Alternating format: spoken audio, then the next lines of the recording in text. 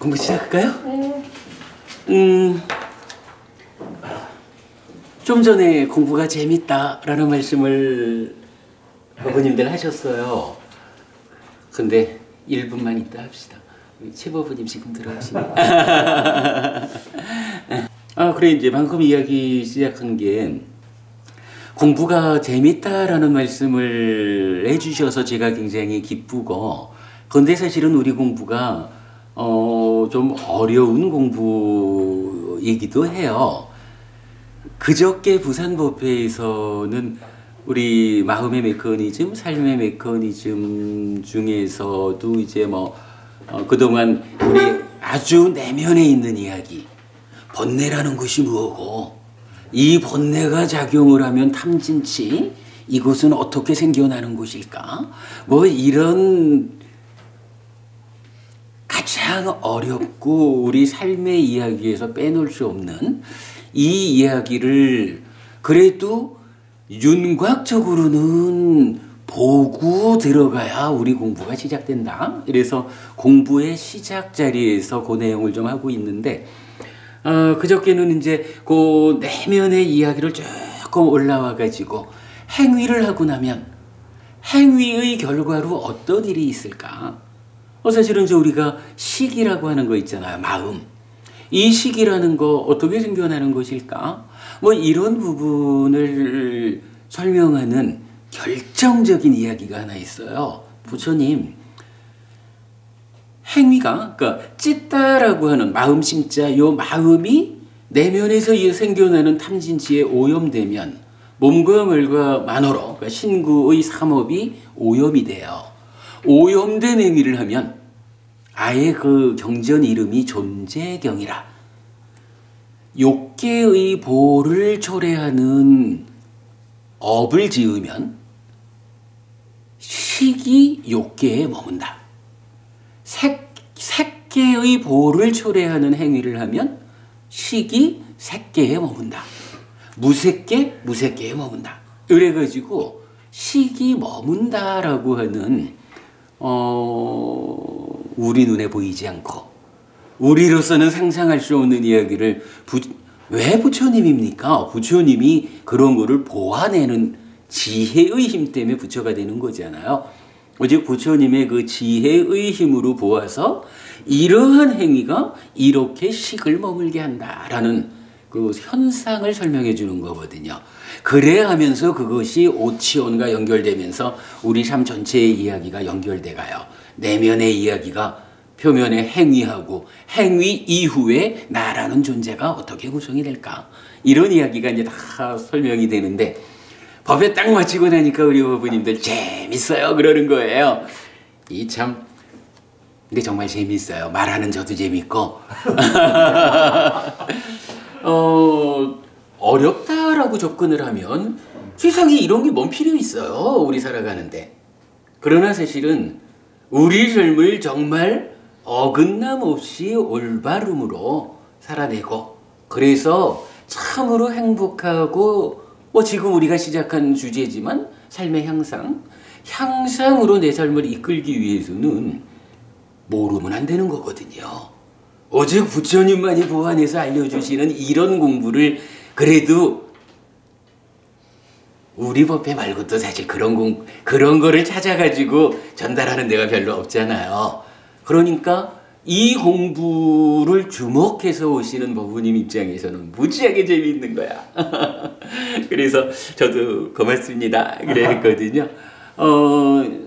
사실은 이제 지금 우리 법회, 원래는 이 법회가 새 출발 법회로 준비를 했잖아요. 그래서 해피설 법회가 정확한 공부 과정을 통해서 만들어내는 공부의 성과, 이 성과, 그러니까 삶에 대한 정확한 눈인 거죠. 이 성과를 활용하는 측면에서 일반적인 재가불자들의 삶이 쉬우면서도 어긋남 없는 신행을 안내하자. 그게 이제 새출발법회 시작한 목적이지요. 보통은 뭐 한국 불교에서 그런 이야기를 많이 하죠. 기독교를 벤치마킹 해야 됩니다. 왜? 기독교가 아주 쉽고 재밌게, 교회 가면 쉽고 재밌잖아요. 그러니까 불교도 그 쉽고 재밌다라는 부분을 확보하기 위해서 기독교를 벤치마킹하자 하는 이야기를 제가 출가하기 전에, 저도 출가하기 전에 오랜 세월을 어느 한쪽 귀퉁이에서라도 그래도 뭔가 작은 지도자의 역할을 하면서 몇십 년을 살았으니까 늘 그런 이야기를 접해왔었거든요. 그런데 이제 우리는 거기에 대해서 한 가지 문제를 제기하는 거죠. 쉽고 재미있는 법회가 중요합니다. 그러나 거기에서 놓쳐서 안 되는 거. 불교 신자들이 쉽고 재미있는 거 벤치마킹 하다가 기독교화 되어서는 안 되잖아요. 불교 신자가 쉽고 재미있는 거 벤치마킹 하느라고 힌두교 신자가 되어서는 안 되잖아요. 쉽다라는 것은 불교 안에서 어떤 그 테크닉적인 면에서 쉬워져야 한다? 이렇게 봐야 되거든요. 쉽게 불교를 하되 부처님이 알려주는 이 방향, 어떤 것이 참으로 행복한 거고 어떤 방법을 통해서 행복해질 것인가. 대표적으로 우리가 복을 짓는다. 기복 이렇게 말하죠. 또는 작복 이렇게 말하는 거. 복을 짓자, 공덕을 쌓자 라는 이 문제가 얼마나 중요한 일입니까? 정말 중요하죠. 그러나 이제 우리가 쉽고 재미있는 불교를 통해서 복을 지읍시다라고 하는 가운데 정작 쉬운 불교는 만들었는데 부처님이 알려주는 여러한 것이 복이고 여러한 방법으로 살아갈 때 실질적으로 복이 만들어진다. 공덕이 쌓인다. 요걸 벗어나 버리면 쉽게 살기는 했는데 문제는 살고 난 결과로 복은 못 졌어. 이거 곤란하잖아. 그래서 우리가 쓰는 표현이 쉽지만 어긋남이 없는 법회를 하자. 요 의미로 새 출발 법회라는 말을 만들고 우리가 시작하자 그런 거예요. 그런데 사실 이제 1월 달에 우리가 법회를 시작해서 보니까 막상 법우님들이 공부를 하러 오셨는데 이 정작 새 출발 법회를 해야 될 법우님들이 아닌 것 같아. 그래서 이제 지난주 제가 여러분 양해를 구했죠. 그러니까 지지난주 우리가 수행이라고 하는 요 8페이지짜리 교재를 짧게 훑어보았는데 이 교재가 나름대로 좀 잘 만들어졌어요. 수행을 좀 포괄적으로 제시할 수 있는. 그래서 지난주부터 한동안 좀 시간이 걸리더라도 이 교재가 담고 있는 내용을 좀 심도 있게 들여다봅시다. 어차피 법우님들이 새 출발 법회 이렇게 공부할 분 같지는 않고 그 부분까지를 근데 이제 지난주 우리가 봤지만 삶의 향상이라고 하는 게 꼭 틀고 앉아가지고 수행하는 요것만은 아니었잖아요. 그러니까 삶의 향상을 포괄적으로 공부하는 이 수행의 영역에서 사실은 새 출발 법회가 의도하는 쉽지만 어긋남 없음까지를 포함하고, 그러나 그것만은 하지 않고 좀 더 높은 수준에서 수행 어떻게 해야 하는 것일까? 삶의 향상은 어디까지 가는 것일까? 그 전체를 포괄하는 공부를 한동안 해보자 이렇게 한 거죠. 그래가지고 지난주에는 요 1페이지에 있는 먼저 이제 그 수행이라는 거 따지면 뭘까라고 하니까 수행은 그 출발점이 존재 상태의 변화에 있는 것입니다. 라고 변화라는 부분에 주목했죠.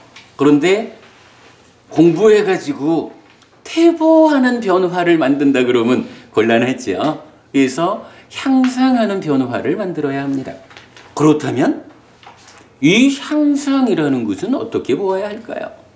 자, 요 삶의 향상이라는 것을 놓고 우리 삶을 세 가지로 구분해 보았죠. 소유적인 삶이 있고요. 그러니까 소유의 삶, 존재의 삶, 그리고 해탈된 삶. 세 가지로 우리 삶을 구분해 보았죠. 그래서 현재 우리가 욕계 중생 소유의 삶을 살고 있는데, 그렇다면 이제 이 삶의 변화, 향상이라는 것은 어떻게 보아야 할까? 현재 우리를 기준해서 볼 때 소유의 삶을 살아가는 가운데에, 먼저 김법부님 말씀하신 거지만은 처자식 다 내팽개치고 산속으로 들어가지 뭐, 요거 아니라고 보자 그랬죠. 일단 현재의 삶에서 행복해지는, 소유의 삶 안에서 행복해지는 변화가 하나 있고, 그런가 하면 이제 좀 더 향상을 지향하는 사람이라면 소유의 삶을 넘어서서 존재의 삶으로 올라서야 되겠다. 존재의 삶에 가면 존재의 삶 안에서 향상하는 과정이 있을 거고, 그러나 사실은 부처님이 알려주는 진짜 불교 공부는 바로 존재마저도 넘어서는 해탈된 삶이 제시되는 거죠. 그렇게 4단계로 삶의 향상을 간략히 보았죠. 그래서 지난주는 사실은 가장 많은 시간을 뭘 했나요? 소유의 삶과 존재의 삶, 해탈된 삶이라는 세 가지의 삶이 있는데, 이 세 가지 삶은 무엇일까? 라는 부분, 특히 우리가 그 소유의 삶, 까마, 소유적 사유, 요 부분에 대해서 좀 심도 있게 들여다보았죠. 뭐 오늘 이제 그 이어지는 이야기 좀 더 들어갈 거고요. 자, 그렇게 이제 공부 생각을 하는데, 그래도 한 가지 좀 짚고 가고 싶은 게, 이제 좀 전에 법부님들 그 말씀 하셨어요. 그 번역이라는 거. 광희법부님 그 말씀하신 거죠. 저기 뭐 영역된 니까야 또는 그 불력, 그러니까 그 프랑스 말로 번역된 니까야, 이쪽하고 좀 견주어 가면서 공부를 하니까 더 재미가 있더라, 이 말씀을 이제 하셨는데, 제가 오늘 우리 어릴 적 친구들, 참 내 소중한 친구들과 점심을 먹었다 그랬잖아요. 그 친구들도 그 얘기를 하더라고요. 번역이라고 하는 것이 아무리 잘 번역을 해도 어떻게 부처님 말씀하신 그 이야기를, 부처님의 그 의도를 제대로 번역할 수 있겠느냐. 이미 생각이 다른 거 아니냐. 이 얘기를 해요. 그래서 제가 이렇게 답변을 했어요. 아마도 불교가 아니라 다른 종교라면 그런 이야기가 타당할지도 모르겠다. 그러나 최소한 내가 아는 불교는 조금 차이가 있다. 불교는 부처님 가르침은 어떤 개념적인 거, 추상적인 어떤 거, 저기 뭐가 있습니다, 저거 우리 저기로 갑시다 한다거나 저거 따옵시다, 뭐 이런 이야기가 아니다. 사부니까야를 꿰뚫는 하나의 정신이 있다면 뭘까요? 사부니까야가 우리 공부의 기준이잖아요. 이 사부니까야를 꿰뚫는 하나의 정신이 있다면 저는 한마디로 표현을 하는 게 있어요. 제가 공부를 해보니까 사부니까야 전체가 단 한 번도 벗어나지 않는 정신이 하나 있는데, 그게 바로 삶의 현실에 대한 통찰이에요. 사성제, 고진멸도 사성제가 있고, 또 그런가 하면 12연기가 불교 교리의 중심에 있죠. 그런데요, 뭐 이 12연기가 뭐 해석의 차이가 있겠지만, 이제 우리가 니까야로 푸는 니까야라는 기법으로 니까야 그대로 접근을 해보니까 12연기가 별게 아닌 거예요. 우리 사는 이야기야.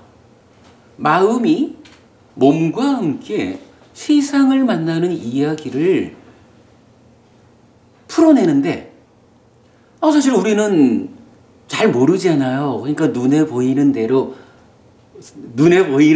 이해를 하는 거죠. 그러다 보니까 어떤 사람들은 마음이 몸과 함께 세상을 만나는 이 이야기를 설명하려니까 창조주 하나님이라는 어떤 개념을 동원하기도 하고, 뭐 각각마다 자기대로의 어떤 해법을 제시하는 거죠. 그런데 부처님의 해법은, 그러니까 12연기는 이렇게 말하는 거예요. 마음이 몸과 함께 세상을 만나는 이 이야기가 일단은 표면적으로 대상을 감각해드리는, 우리가 붙인 이름으로 1차 인식의 과정을 거칩니다.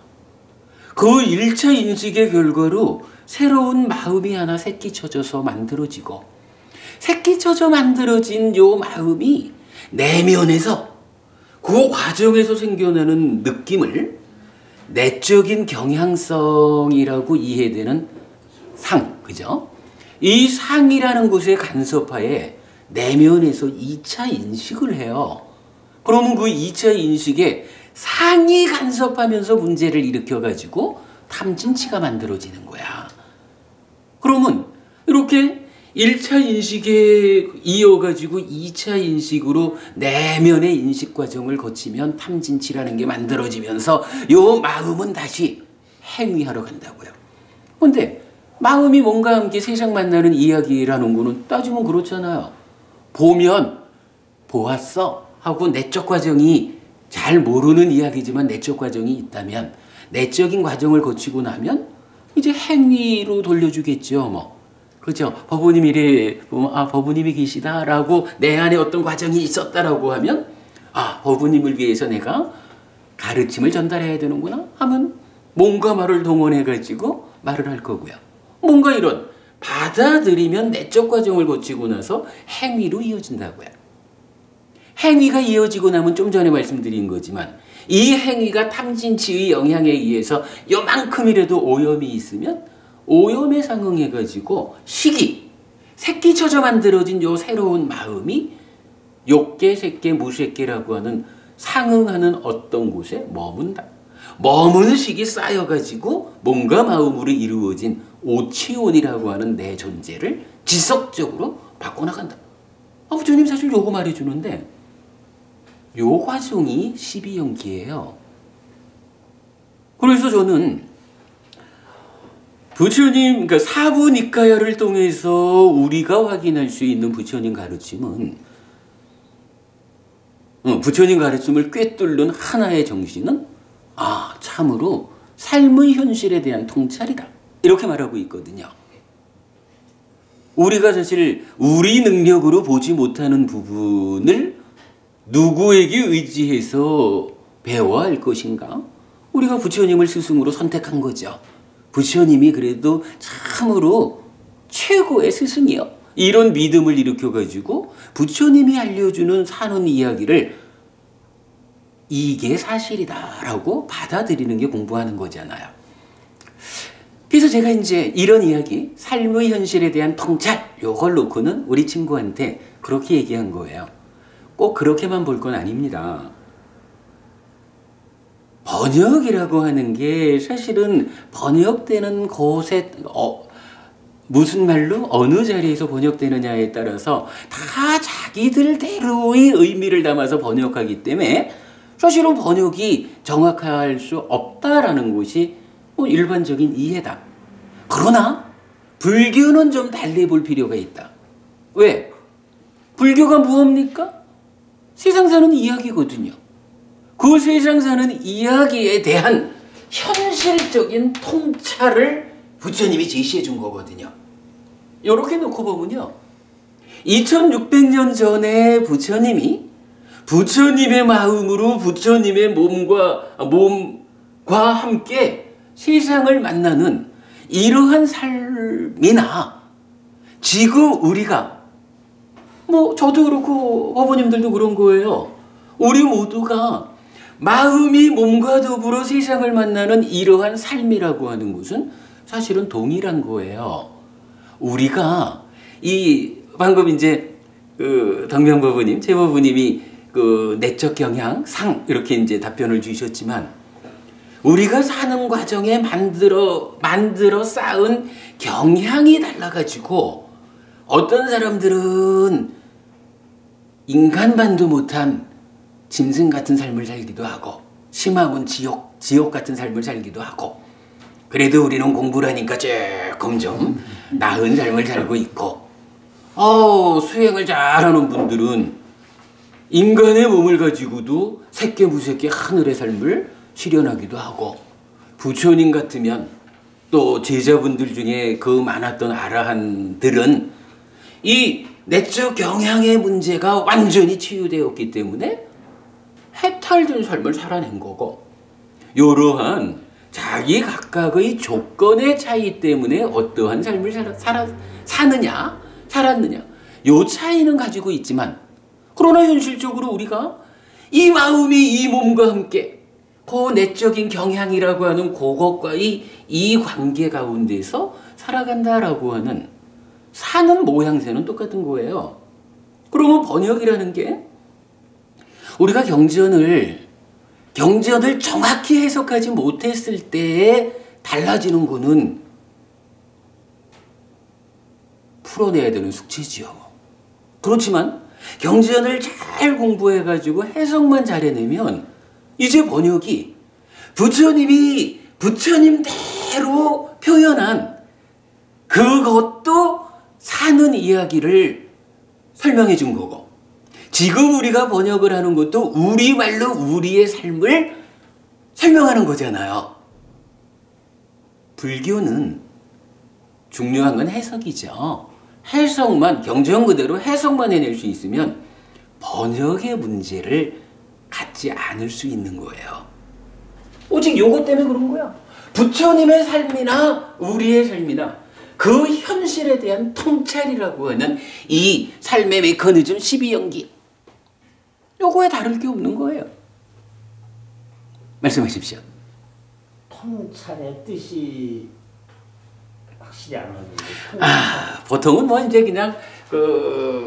그냥 겉모습을 보는 것보다는 꿰뚫어서 알맹이를 본다 이런 개념으로 이해할 수 있겠죠. 아마 요게 이제 뭐 좀 더 표현하자면 무상고 무아라고 하는 존재의 실상을 본다거나 뭐 그런 겉으로 현상적으로 드러나 있는 모습만 보는 거를 넘어서서 현상 내면에 있는 실상, 실제적인 모양을 보는 거, 뭐 그렇게 이해해야 하지 않을까요? 그러시다면 스님께서 말씀하시는 삶의 현실에 대한 통찰이라는 네. 문구 제 생각입니다만 네. 그런 문구보다는 그냥 부처님이 말씀은 항상 본인은 당신은 고와 고멸에 대해서만 얘기했다라는 경전에서도 나오는 말씀이 있는 걸로 안 되면은 네.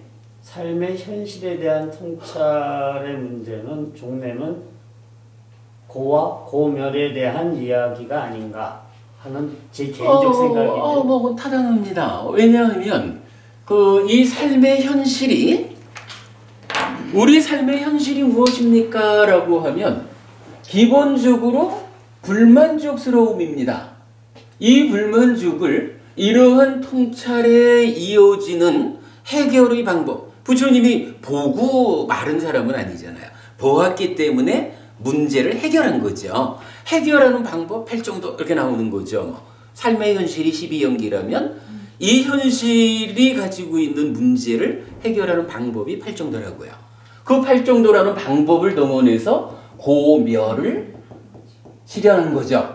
그래서 부처님은 나는 오직 고와 고멸을 말한다 라고 하는 거고 이랬을 때 그러면 고는 현실이고 고멸은 현실이 아닐까? 그렇지 않죠. 우리에게는 불만족이 현실이지만 부처님이나 이런 아라한들에게는 불만족 없음, 뭐 락이죠. 불만족 없음이 현실이죠. 다만 나의 현실이 욕계 중생의 자리에 있을까? 색계의 자리에 있을까? 무색계의 자리에 있을까? 아니면 해탈되었을까? 현실의 차이죠. 뭐 저는 그런 면 뭐 타당하다고 봅니다. 삶의 현실에 대한 통찰의 현실은 고와 고멸이니까 좀 더 구체적으로 표현하자 하는 것도 뭐 타당한 말씀인데 저는 요런 표현을 좋아해요. 그 다음에 오늘 어떤 법원님하고도 이제 그 법담 중에 그 문제가 조금 문제가 생겼는데 번역과 해석의 문제에서요. 네. 그 법원님 말씀은 해석을 할 적에 경계, 깨달음의 정도에 따라 해석이 다를 수가 있다라는 가정하에 어서 오십시오. 그렇게 따지고 드시면 그렇게 그 앞에 단서를 깨달음의 경계에 따라 해석이 다를 수 있다라는 그 부분에 그거를 앞에다 놓고 가정해서 얘기하면 굉장히 대담을 나누기가 어렵더라고요. 즉, 당신은 아직 깨달음이 요만큼도 안 되는데 어떻게 불경을 보고 그렇게 나한테 얘기할 수 있느냐? 이 얘기밖에 아닌 것 같은 거예요. 그래서 저는 부처님 말씀이 사부대중을 상대로 법문을 하셨는데, 그러면 그 말씀대로 하자면은 그 사부대중을 향해서 법문을 같은 말을 하시지만 경계에 따라 알아들어라. 이런 말밖에 안 되지 않느냐 하고 제가 반문을 했는데, 네. 거기에 대한 이 해석이 과연 경계에 따라 달라지는가? 아, 글쎄요. 저는 뭐 그 부분 별반 문제 되지 않는다고 봅니다.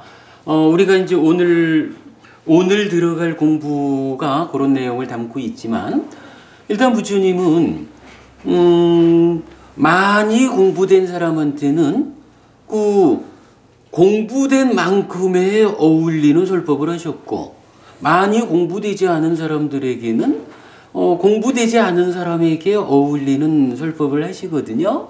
우리는 부처님이 공부된 사람, 공부되지 않은 사람 외에도 부처님 제자 다양한 사람들에게 말씀하신 그 경전들이 모아져 있는 사부니까야를 보면서 이제 해석이라는 게, 아, 부처님이 이 말씀은 이러이러한 상황에서 이러이러한 난이도를 가지고 말씀하신 거구나. 이 말씀은 참으로 시작하는 사람을 위해서 말씀하신 거구나. 라고 공부를 해보면 경전이 구체적으로 그런 상황을 드러내 주거든요. 이게 뭐 어떤 분인지는 모르지만, 만약에 경전을, 말로는 경전하지만 실제로 경전을 잘 보지 않고 그냥 개념적으로 경전이라는 게 그런 게 아니겠어? 라고 말했다 그러면 신경 쓸 일 아니고, 경전을 열심히 공부하는 분의 입장에서 경전이 이렇게 다양한 그 난이도를 가지고 설해져 있다. 그 부분을 감안해서 당신은 아직까지 낮은 난이도의 공부 상태를 가지고 있으니 수준에 맞게 공부하시오. 뭐 혹시 이런 이야기를 하는 거라 그러면 그건 뭐 타당하게 받아들일 수 있고 그래요. 제가 볼 때는 뭐 특별히 신경 쓸 일은 아닌 것 같아요. 중요한 거는 지금 내가 내 수준에 맞춰서 필요한 이야기가 어느 수준일까? 그런데 여기서도 우리가 놓치면 안 되는 게, 어쨌든 부처님 이야기는 우리 사는 이야기라 삶의 현실이기 때문에 산다는 게요, 꼭 경전이 알려주는 불교 교리, 부처님 가르침만 가지고 삶의 해법이 나오는 건 아니에요. 우리가 살아가면서 만나는 다양한 경우들이 있기 때문에 이 경우들을 때로는 초등학교 때 배운 지식을 가지고 풀어나가야 되는 문제들도 있고, 대학에서 배운 특별한 지식을 가지고 풀어나가야 될 때도 있고, 때로는 이런 세간적인 지식 가지고 풀어지지 않는 문제, 부처님께서 이런 삶의 향상을 위한 부처님 가르침이라고 하는 특별한 가르침에 의해서 풀어져야 되는 문제들도 있는 거라. 그런 부분을 각각이 문제 상황에 따라서 적절한 방법을 찾아서 활용하는 거, 뭐 이게 지혜로운 거지. 그거를 꼭 뭐 어떠한 상황에 묶어놓고 스스로 묶여가지고 접근할 이유는 아닌 것 같아요. 예. 그러니까 가장 중요한 게 이거예요. 불교는, 부처님 가르침은 삶의 현실에 대한 통찰입니다. 그래서 어떠한 경우든지 부처님 말씀을 이게 무슨 말씀일까? 사실은 경전에서는 저도 이렇게 보고 뭐 물론 제가 공부가 높지 못하니까 뭐 많은 경우에 만나는 거지만 저도 도대체 이게 무슨 말씀을 하신 건지 모르는 게 많죠. 그거 뭐 제가 죽을 때까지 계속 공부해서 하나씩 찾아가는 거죠. 상관없어요. 지금 내가 이해할 수 있는 만큼 받아들이고 받아들이는 것이 쌓여가는 만큼 이해도가 높아지면서 더 많은 것을 이해하게 돼요. 그렇게 공부하는 거죠. 그래야 이제 저는 우리 친구한테 그렇게 말한 거예요. 불교는 표현하자면 100% 완전한 번역이 가능해. 우리가 공부만 잘해가지고 경전이 알려주는 이야기의 해석의 오류만 배제할 수 있다면, 해석의 오류가 있으면 이거야 뭐 번역 자체가 안 되는 거니까 해석만 가르침대로 할 수 있다면 어떤 문화적인 차이, 사회적인 차이 때문에 번역이 가지는 한계성을 지적하는 것이 불교 공부에는 적용되지 않을 것이다.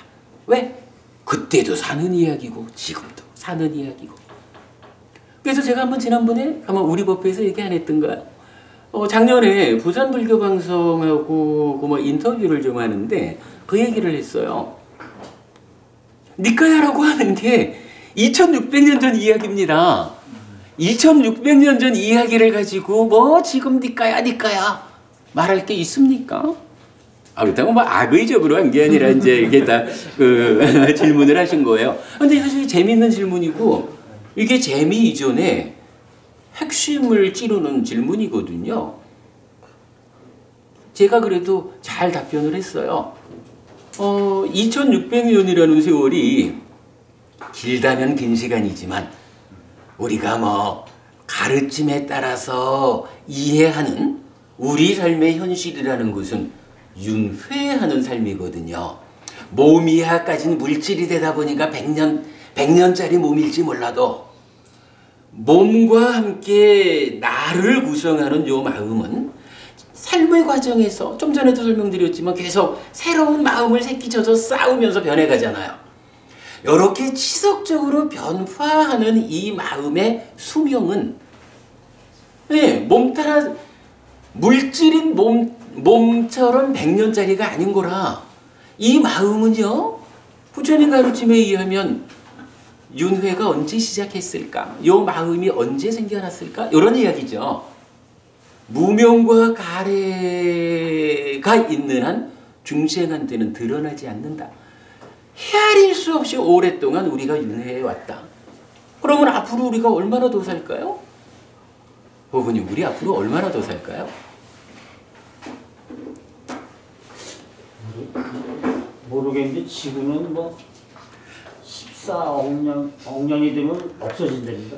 뭐 지구가 없어진다 그래가지고 내 마음이라는 것은 지구라는 작은 땅덩어리에 구애받지 않아요. 사실은 이게 답은 있어요.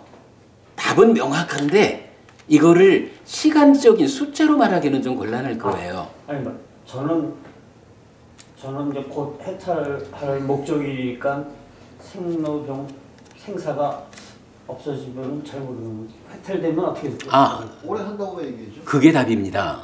해탈되면.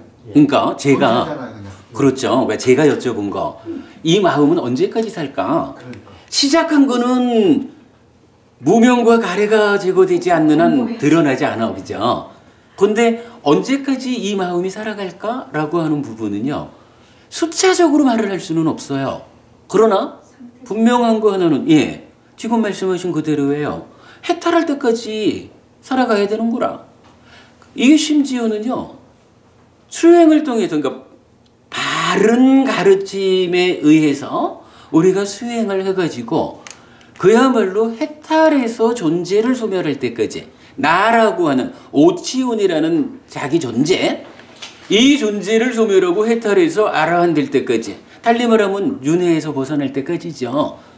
그때까지는요, 죽고 싶어도 죽지도 못하는 게 이 마음이라. 아니, 만약에 이 마음이 죽고 싶을 때 죽을 수 있는 것 같으면 불교도 필요 없을 거예요. 사실 뭔 문제 있어. 까짓거 그냥 죽어버리고 끝내면 되지.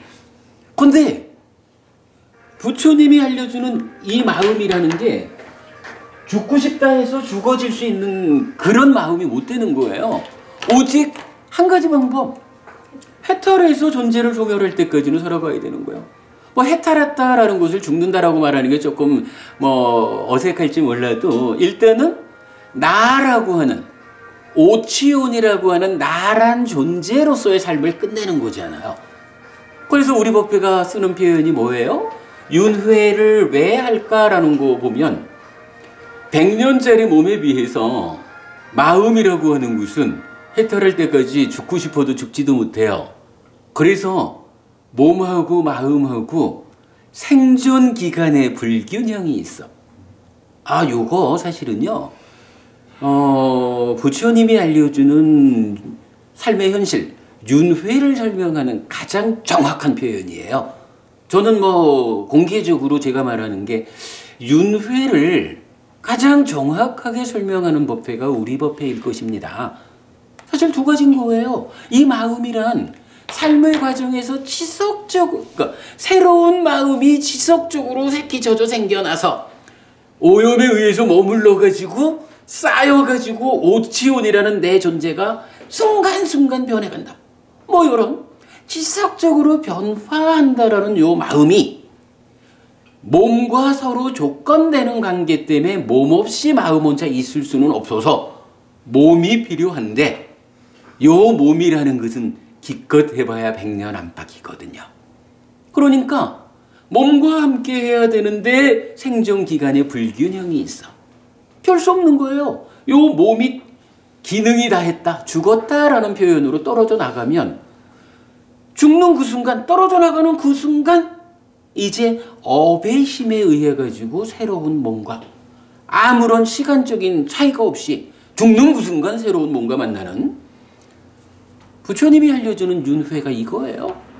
가장 명확해요. 어쨌든 뭐 이제 뭐 그러한 우리 삶의 현실 이야기할 수가 있어요. 뭐 그렇게 하여간 이 마음이 언제까지 살까라는 답변 그래 볼 수 있고 뭐 그런 측면으로 이렇게 찾아보면 모든 것이 우리 삶의 현실 산다는 것이 무엇일까? 또는 사는 요 놈은 무엇일까? 우리 법회에서는 그래 참 많이 말하는 게 나는 누굴까라고 찾아 나서지 마십시오. 그거 찾아 나서다 보면 정작 해야 할 일은 시작도 못 해보고 죽을 겁니다. 웬만해서 알려지는 게 아니라 내가 누굴까? 나는 누굴까? 내 마음은 무엇일까? 요거는요. 방법은 명확해요. 아버지가 부자면 웬만해선 자식도 부자잖아요. 그 아버지 잘 둬가지고. 마찬가지로 스승이 뛰어나면 스승 잘 둔 제자들은요. 형편이 좋은 거거든요. 부처님 제자들이 가지는 기득권이에요. 부처님 제자인 우리가 가지는 권리가 뭐냐 하면 이 뛰어난 스승인 부처님이 나는 누굴까? 라는 데 대한 답을 찾아주신 거예요. 색수상행식 오온에 대한 집착 상태, 오치온 이렇게 말하잖아요. 이 오치온이 나다. 이 오치온 중에 오온을 붙잡는 집착, 취라고 하는 것을 떼어내면 집착 때문에 생겨나는 일체의 괴로움은 그 집착만 떼어내면 소멸한다. 괴로운 상태, 불만족의 상태에 있는 오치온, 나라고 하는 존재는 집착을 어떤 방법으로 떼어내면 일체의 불만족이 소멸한 해탈한 열반이라고 하는 행복의 형태가 온다. 이게 부처님 가르침이잖아요. 그러니까 스승 잘 둔 제자가 가지는 권리야. 그래서 나는 누굴까? 찾아 나서지 않아야 됩니다. 불교 신자는요. 배워 아는 거예요. 그리고 정작 해야 되는 일은 아는 것을 배운 그대로 실천하는 거예요. 이 실천을 통해 가지고 그러한 만족의 상태를 실현하자 하는 게 불교지. 나는 늙을까? 요거 찾아 나서는 게 불교 아닌 거라. 여러분 이거 아주 중요한 거예요. 그 공부 우리가 하는 거예요. 공부의 시작을 이렇게 했네요. 그렇지만 재미있는 이야기이기도 하고, 우리가 새출발법회를 하려고 하다가 법우님들의 수준이 새출발법회 수준이 아닌 것 같아서 공부를 좀 높여가자 이래 하는 거니까, 사실은 오늘 우리 이 대화가 굉장히 의미 있고 공부의 방향을 잡아주는 중요한 수업이 됩니다. 여러분 하여간 꼭 한 가지는 기억하시자고요. 사부니카야를 꿰는 하나의 정신이 있다. 그거 삶의 현실에 대한 통찰이다. 아이고, 좀 전에 참 그 부산불교 방송 이야기하다가 마무리를 못했네. 아니 그래서 이제 그 부산불교 방송에서 저한테 그 얘기를 하신 거예요. 왜 지금 니까야 공부를 해야 됩니까? 그래서 제가 그 얘기 때문에 이리 넘어왔구나. 우리 산다는 게 가르침에 의하면 윤회하는 삶입니다. 100년짜리 몸을 기준한 삶으로 보면 2600년이라는 세월이 무지무지하게 긴 세월이지만, 윤회한다라고 하는 이 마음을 중심에 두고 삶을 바라보면 2600년은 이제 사실은 세월도 아니죠. 그 사이에 바뀌었다라고 하면 얼마나 변화가 있을까? 이 변화가 무엇이 있을까라고 따져보면요, 기본적으로 물질적인 변화가 하나 있어요. 근데 이제 물질적으로는 많은 변화가 있었죠, 실질적으로.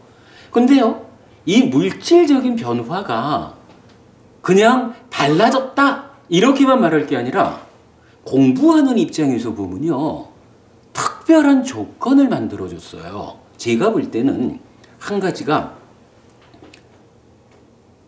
인터넷이 생겼네?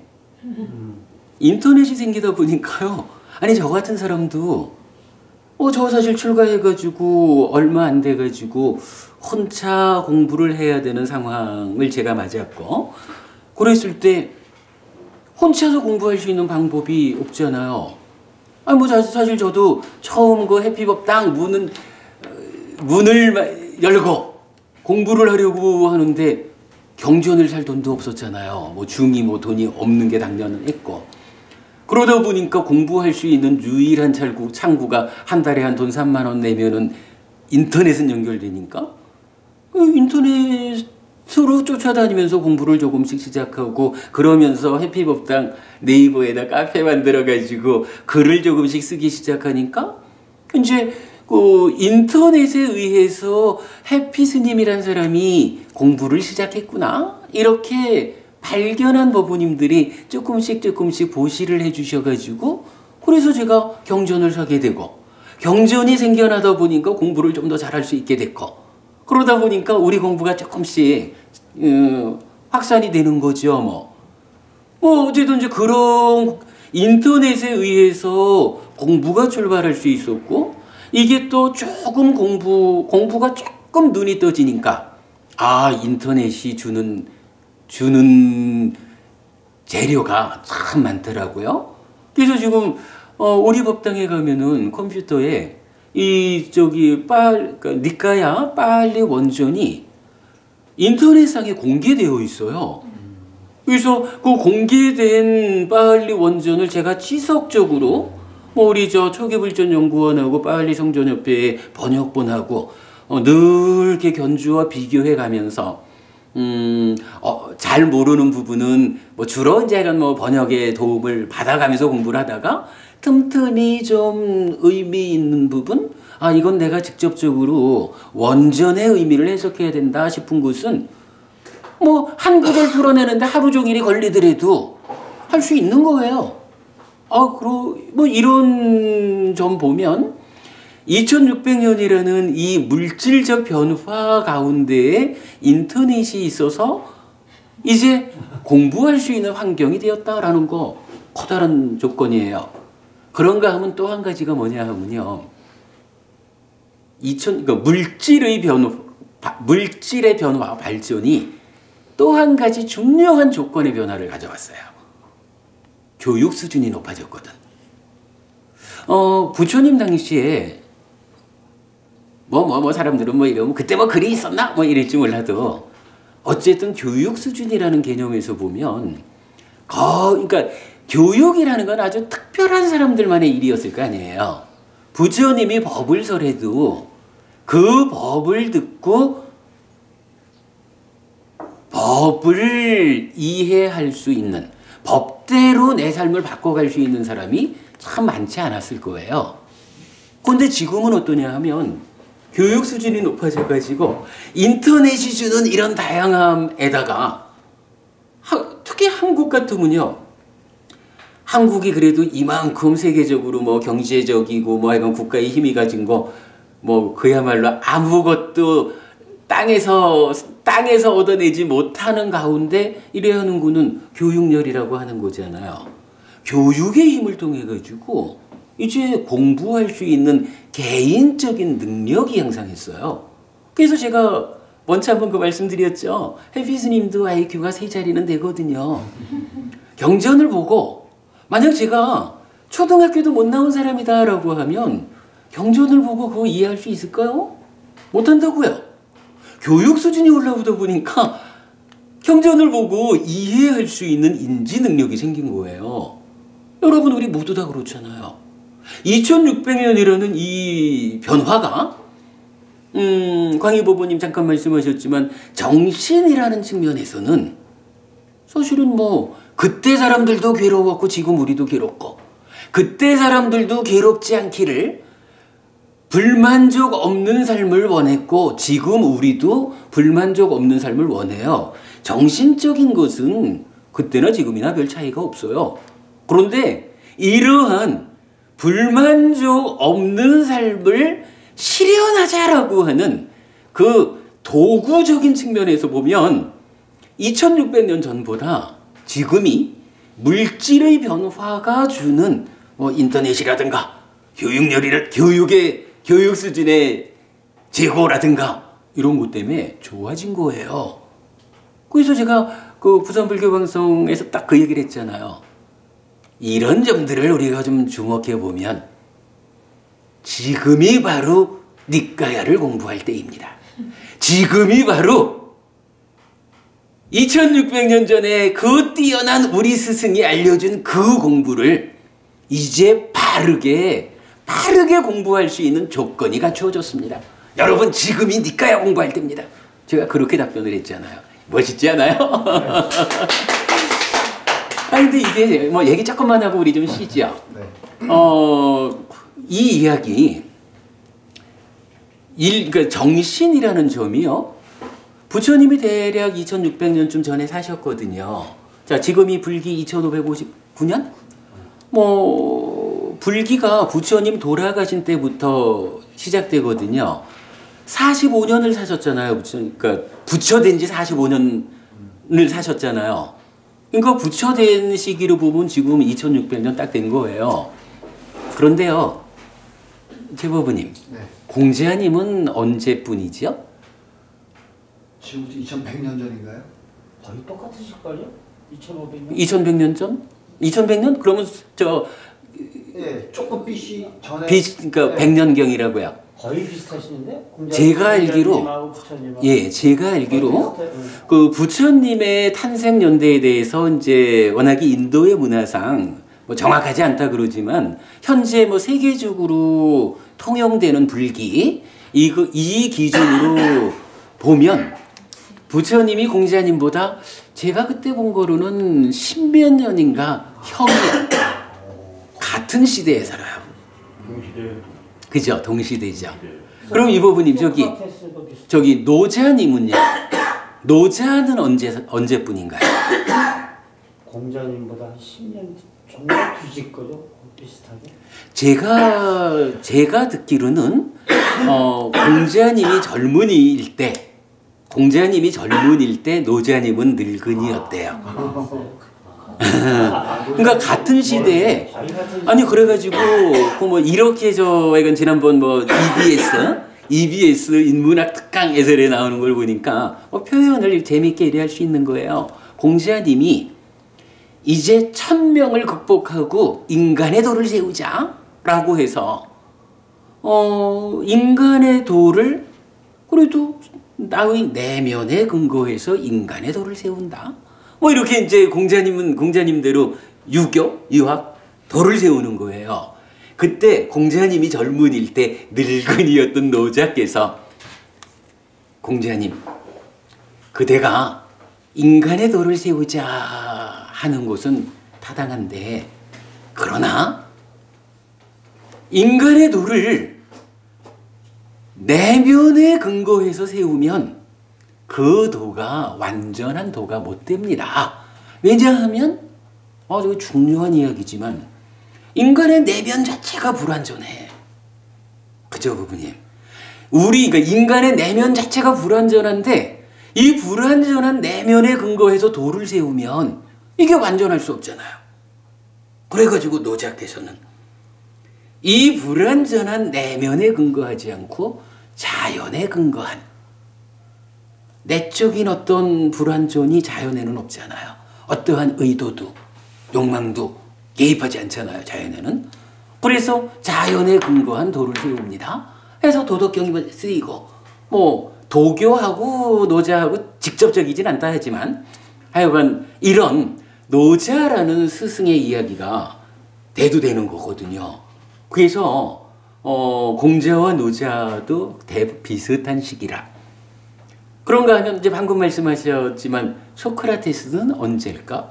같은 시기거든요.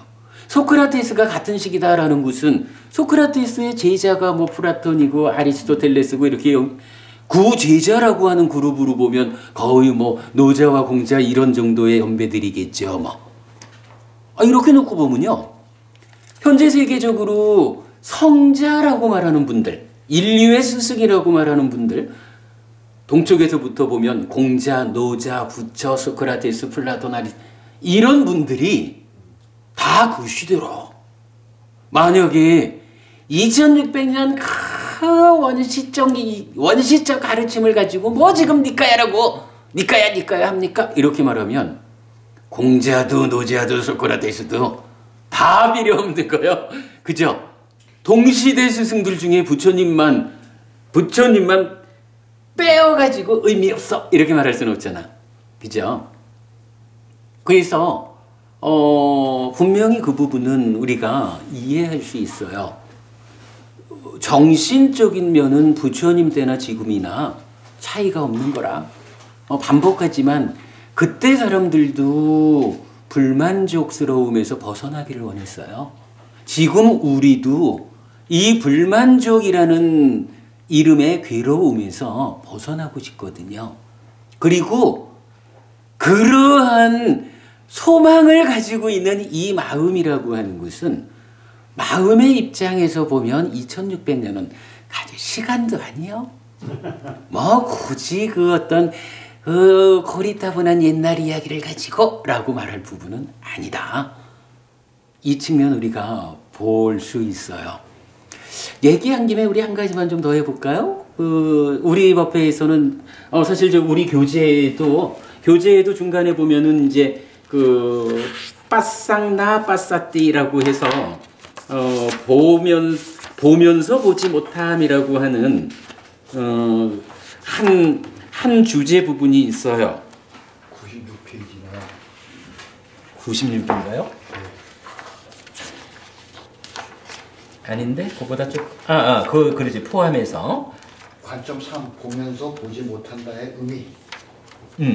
맞아요. 근데 이제 그거는 하여간 요 안에 포함된 거고 이 커다란 주제로 빠쌍나 빠싸띠 요게 85쪽이라 보면서 보지 못함 요 부분에서 사실은 그 노자와 관련한 이야기까지 근데 노자 이야기를 우리가 짚어보는 건 의미가 있어요. 왜냐하면 무슨 불교라 그러죠? 불교가 중국화되면서 무슨 불교라고 말하죠. 근데 불교가 중국으로 번역되는 때에 노자적인 단어들을 가지고 번역이 되잖아요. 우리 뭐 대표적으로 말하면 무위라고 하는 거. 노자가 말하는 무위는 노자의 사상에서 보면 가장 중심되는 단어거든요. 무위를 실현해야 되잖아요. 노자로서도. 불교에서도 무위라고 하는 거, 아상카따라고 하는 이 단어는 열반과 동의어예요. 무위의 삶을 실현하는 게 열반을 실현하는 거거든요. 불교 안에서도 무위는 우리가 도착해야 되는 그 목적점이거든요. 그런데 아상카따라고 하는 이 부처님이 알려주는 삶의 완성 자리를 중국어로 번역을 하면서 노자의 무위라는 말을 가지고 번역을 했어요. 이때요, 노자의 무위와 부처의 무위가 어떠한 차이가 있을까? 번역자는 완성점이다라는 어떤 동질성을 가지고 무위로 번역을 했겠지만, 그렇죠. 그러니까 노자라는 스승이 보는 삶의 완성하고 부처라는 스승이 보는 삶의 완성은 다르거든요. 그런데 이 차이를 우리가 발견하지 못하고 무위 이러면서 동양적으로 노자적인 무위의 삶을 실현해 가자라고 하면 이건 부처님 제자가 아니라, 그죠? 이 부분 아주 중요하거든요. 그 부분까지요, 빠싹나 빠싸띠 보면서 보지 못함에서 짚어보고 있는데, 제가 이제 하여간 하나 보자라고 한 이야기는 이거예요. 좀 전에 노자가 공자를 비판한 이야기가 있었잖아요. 천명을 극복하고 인간의 도를 세우자라고 하는데, 공자님은 내면에 근거해서 도를 세웠어요. 그래서 유교로는 이 어질인자, 근데 이 어질인자가 어질다라는 걸 말하는 게 아니랍니다. 이 어질인자가 씨앗을 말한대요. 그래서 한약방에 가보면 행인 이러면 살구 씨앗. 한약방에 가면은요, 그 한약재를 팔 때 행인 이래 쓰는데 살구 씨, 살구 행자고 어질 인자가 씨앗으로 쓰이는 거라. 그 공자님이 말씀하시는 뭐 인의 예지신 뭐 이런 그 중에 어질 인자가 인간이 어지러야 된다 이 얘기가 아니고, 인간의 씨앗되는 거, 내면에 어떤 뭐 인간 하여간 내적인 요거를 인이라고 쓴다는 거예요. 근데 어쨌든 하여간 공자님은 이 인간의 내면에 근거해서 도를 세웠는데, 노자님은 인간의 내면이 원래 불완전한 거기 때문에 공자님 당신의 도는 완전하지 못합니다. 자연에 근거한 도덕경의 이 도가 완전한 도입니다. 이렇게 주장을 했단 말이에요. 그리고 뭐 노자를 따르는 분들은 그 부분을 인정하고 가는 거죠. 근데 그 자연이라는 것은 또 물질적인 자연, 예를 들어서 산수 다 그것도 변하잖아요. 항상이 없잖아요. 그럼 그 자연은 뭐를 말하는 건가요? 일단은 이제 물질 영역을 말해요. 그 뭐 유, 무 이렇게 말하는 그건 뒤에 우리가 한번 볼 거예요. 하여간 요 자리 보면서 보지 못한 감은 간단히 볼 건데, 근데 저는 거기서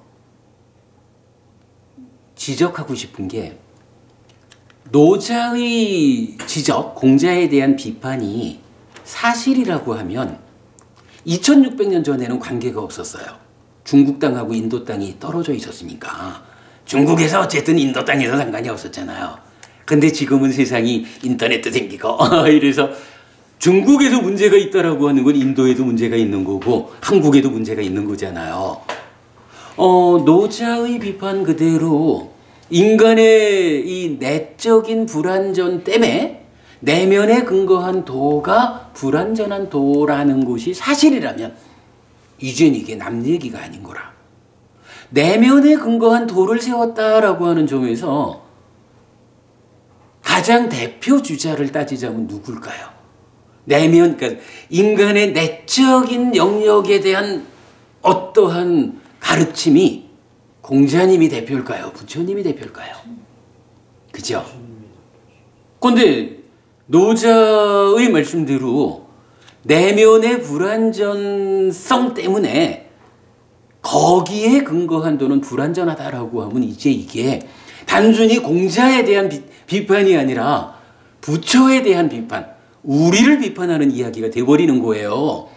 세계가 통합되다 보니까. 여기서 저는 그 부분에 대한 답을 해결한 거예요.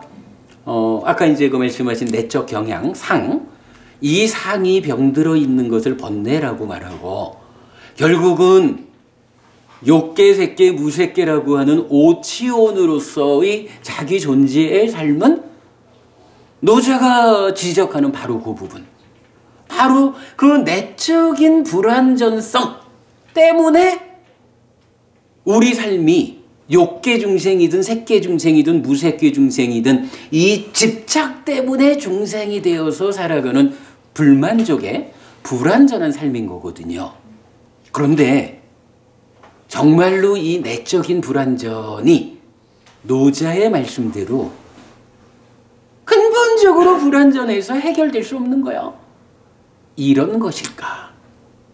이게 사실이라 그러면 사실은 우리는요, 지금 여기서 공부할 이유가 없어요. 저도 가사 있고 이렇게 살아갈 이유가 없어. 불완전한 가르침인데 완전한 가르침을 찾아가야지.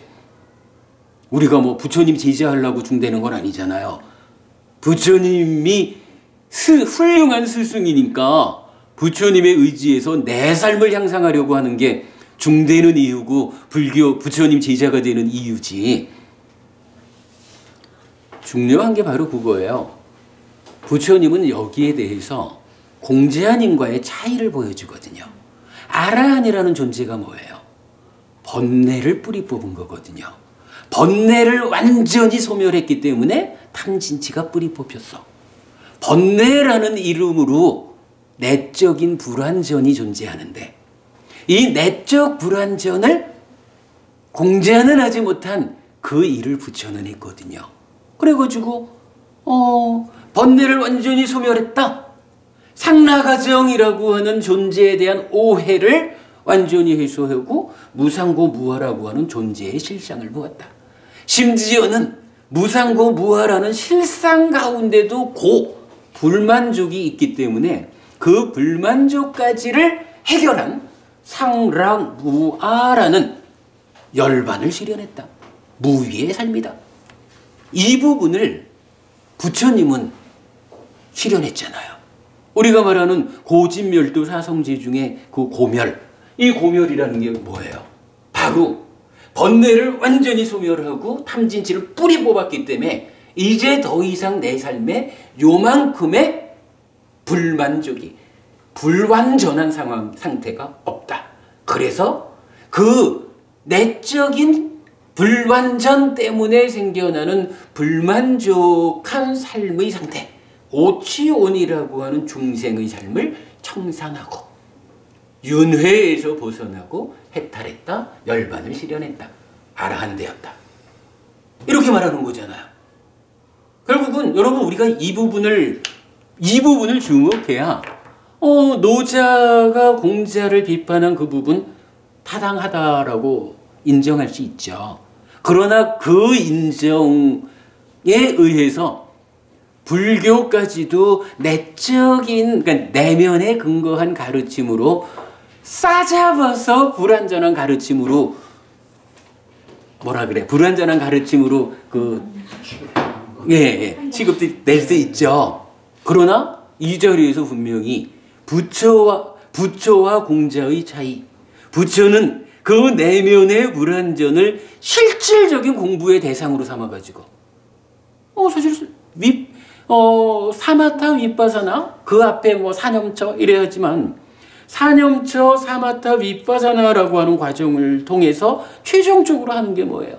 윗바사나라고 하는 이 최후의 수행법은 바로 식이라고 하는 내 마음이 빠냐 지혜라는 기능과 함께 내적인 불완전, 상해 병등, 즉 번뇌를 치유하는 이 과정이, 이 수행이 바로 윗바사나라고요. 부처님은 바로 노자가 지적하는 그 내적 불완전을 그걸 치유하는 일을 수행의 본질로 삼았다고요. 물론 그것을 위해서는 앞에 사마타의 과정에서 일시적으로나마 그러니까 찢다라고 하는 요 마음이 탐진치에 묶여있는 그 가래를 소멸하는 사마타. 그걸 하기 위해서는 삼매의 힘이 필요하다. 이래가지고 삼매를 성취하는 과정으로의 사념처. 뭐 이런 체계적인 수행이 설해지지만 궁극적으로는 부처님 가르침의 완성은 윗바사나가 바로 그 일, 노자가 공자를 지적한 그 부분에 대한 해결의 과정이 불교 수행의 완성이라고요. 그러기 때문에 이제 우리는 말할 수 있는 거라. 노자의 그 지적이 타당하다 해도 그것은 불교에 적용되진 않는다. 왜? 부처님은 바로 그 타당한 지적이 가지는 그 문제를 해소했다, 해결했다. 그걸 극복하고 부처되었다. 그러기 때문에 부처님은 완전한 깨달음을 성취한 분이고, 그러기 때문에 그분의 가르침은 완전한 가르침이고, 그러기 때문에 우리가 공부하는 이 길은 완전한 길이어서 우리가 얼마만한 노력을 내가 하느냐에 따라서 부처님이 실현한 그 성과를 우리도 그대로 재현할 수 있다. 여기에 사실은 불교 공부가 가지는 가장 큰 의미지요. 조금 셔타했죠. 이 참 뭐 주제가 재밌어요, 그죠? 이런 주제가 또 우리가 짚어가야 되는 주제고. 공자와 노자는 형이상학적으로 굉장히 추리를 많이 했는데 부처님께서 수행을 통해서 이 진짜 신의 맥락을 끝까지 보신 거 아니에요? 그렇죠. 근데 거기에 차이점이 있는 것 같아요. 그렇구나. 많은 철학자들이 분석하고 맞습니다. 하지만 그 안에 내려가서 우리 몸에서 같이 그런 걸 통해 가지고 그걸 어떻게 극복해야 되는지 그 방법까지는 가시지 맞습니다. 않은 것 같아요. 바로 그게 불교의 특징이에요. 그래서 저도 그 부분을 저렇게 삶의 현실에 대한 통찰이라는 말로 표현을 하고 있고요. 그게 불교지요. 스님 저기 커피 하시겠어요? 아, 예, 커피 한 잔 주세요.